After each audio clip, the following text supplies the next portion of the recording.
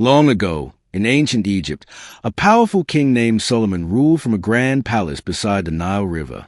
The king was wealthy and respected, but he was known throughout the land for his bad temper. He often became angry with his servants and demanded answers to questions no one could easily answer.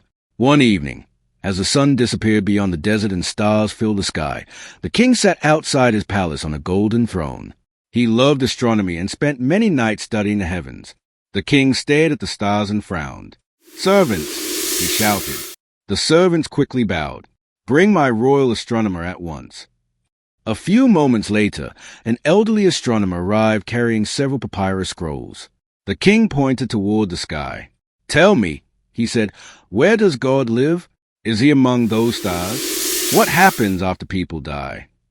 The astronomer carefully opened an ancient papyrus scroll. "Great king," he replied, "our sacred writings tell of another world beyond this one. When people die, their souls journey to a realm beyond human sight." The king listened closely. The astronomer continued, "That is why the bodies of rulers are preserved through mummification. Many believe that treasures, gold, and possessions accompany the dead on their journey into the next world." The king nodded thoughtfully as he gazed at the stars. Later that night, unable to sleep, he walked alone to the banks of the Nile River. The moon reflected on the calm water. As he sat beside the river, he noticed a strange figure approaching. An old man dressed in black robes walked slowly through the darkness. He carried a wooden staff and appeared tired from a long journey. The king stood up. "Who are you?" he demanded. The old man stopped and looked directly at him. "I am a traveler," he said. "I have come with a warning." The king narrowed his eyes. "A warning? To me?" The old man nodded. "Your people are suffering. The poor struggle to pay your taxes. Many families have no water. Your God prevent them from taking water from the royal wells while children and elders grow weak from thirst." The king crossed his arms. "The water belongs to the crown. The taxes maintain my kingdom." The old man pointed toward distant villages where small fires glowed in the night. "A kingdom is not its gold, its palaces, or its treasures. A kingdom is its people." The king remained silent. The stranger continued.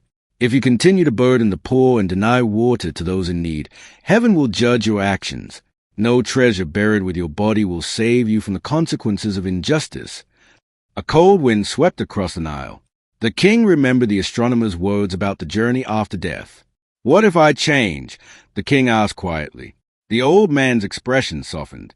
"Then your people will remember you not as a ruler of gold, but as a ruler of wisdom." The king looked across the river and thought of the thirsty families living in his lands. When he turned to speak again, the stranger had vanished. Only the sound of the Nile remained. The next morning, the king issued new commands.